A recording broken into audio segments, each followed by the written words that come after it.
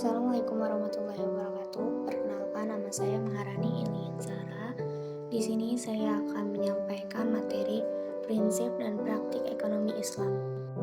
Muamalah menurut KBBI adalah hal-hal yang termasuk ke urusan kemasyarakatan.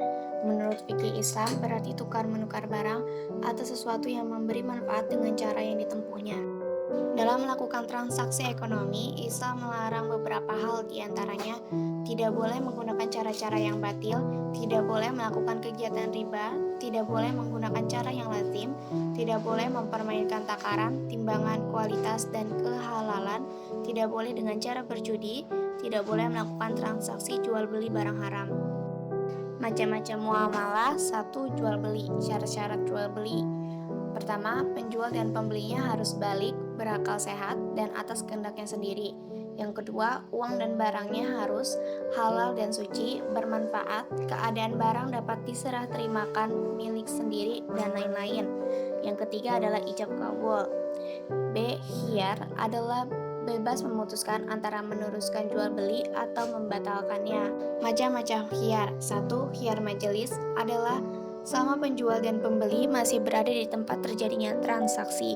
Yang kedua, khiyar syarat adalah khiyar yang dijadikan syarat dalam jual beli. Yang ketiga, khiyar aibi atau cacat adalah pembeli boleh mengembalikan barang yang dibelinya ketika menemukan kerusakan yang dapat mengurangi kualitas dan nilai barang tersebut. C. Riba adalah bunga uang atau nilai lebih atas penukaran barang, di mana hukumnya dalam Islam adalah haram. Macam-macam riba. Yang pertama, riba fadli. Yang kedua, riba kordi. Yang ketiga, riba yadi. Dan yang keempat, riba nasi'ah. Yang kedua, utang piutang adalah menyerahkan harta dan benda kepada seseorang dengan catatan akan dikembalikan pada waktu kemudian. Rukunnya yaitu pertama, yang berpiutang dan berutang. Yang kedua, ada harta. Yang ketiga, adanya kesepakatan. Macam-macam muamalah. Yang ketiga adalah sewa menyewa. Dalam fikih disebut ijarah, artinya imbalan yang harus diterima seseorang atas jasa yang diberikannya. Jasanya berupa penyediaan tenaga dan pikiran, tempat tinggal, atau hewan. Syirkah, perseroan adalah suatu akad yang dilakukan oleh dua pihak atau lebih yang bersepakat untuk melakukan suatu usaha untuk memperoleh keuntungan. Macam-macam syirkah. Yang pertama, syirkah inan adalah syirkah antara dua pihak atau lebih yang masing-masing memberi kontribusi kerja dan modal. Yang kedua, syirkah abdan adalah syirkah antara dua pihak atau lebih yang masing-masing hanya memberikan kontribusi kerja tanpa kontribusi modal. Yang ketiga, syirkah wujuh adalah syirkah antara dua pihak yang sama-sama memberikan kontribusi kerja dengan pihak ketiga yang memberikan kontribusi modal. Yang keempat, syirkah mufawadah adalah syirkah antara dua pihak atau lebih yang menggabungkan semua jenis syirkah di atas. Yang kelima, mudharabah adalah akad kerjasama usaha antara dua pihak. Pihak pertama menyediakan semua modal dan pihak lainnya menjadi pengelola atau pengusaha. Yang keenam adalah musaqah adalah kerjasama antara pemilik kebun dan petani.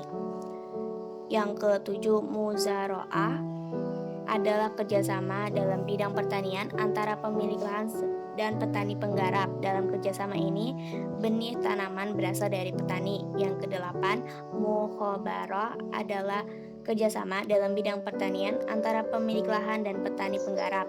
Dalam kerjasama ini, benih tanamannya berasal dari pemilik lahan. Perbankan adalah sebuah lembaga keuangan yang bergerak dalam menghimpun dana masyarakat dan disalurkan kembali dengan menggunakan sistem bunga. Dilihat dari segi penerapan bunganya, dapat dikelompokkan menjadi dua, yaitu bank konvensional adalah bank yang fungsi utamanya menghimpun dana untuk disalurkan kepada yang membutuhkan dengan menggunakan sistem bunga. Yang kedua adalah bank syariah, adalah bank yang menjalankan operasinya menurut syariat Islam dan tidak menggunakan sistem bunga. Bank syariah menggunakan beberapa cara agar bersih dari riba. Pertama, mudharabah. Kedua, musyarakah. Ketiga, wadiah. Keempat, qardul hasan. Kelima, murabahah. Asuransi syariah. Asuransi berasal dari bahasa Belanda asurantie yang artinya pertanggungan. Dalam bahasa Arab dikenal dengan at-ta'min, artinya pertanggungan, perlindungan, keamanan keterangan dari rasa takut. Si penanggung disebut mu'amin dan tertanggung disebut mustakmin. Perbedaan asuransi syariah dan asuransi konvensional. Yang pertama, asuransi konvensional menggunakan prinsip transfer resiko. Dengan kata lain, telah terjadi jual beli atas risiko kerugian yang belum pasti terjadi. Sedangkan asuransi syariah tidak menggunakannya, sebab akad dalam Islam mensyaratkan adanya sesuatu yang bersifat pasti, apakah itu berbentuk barang ataupun jasa. Yang kedua, asuransi konvensional mengenal dana hangus. Sedangkan di asuransi syariah, peserta yang baru masuk sekalipun karena satu dan lain hal ingin mengundurkan diri, dana atau premi yang sebelumnya sudah dibayarkan dapat diambil kembali, sehingga asuransi syariah tidak mengenal dana hangus.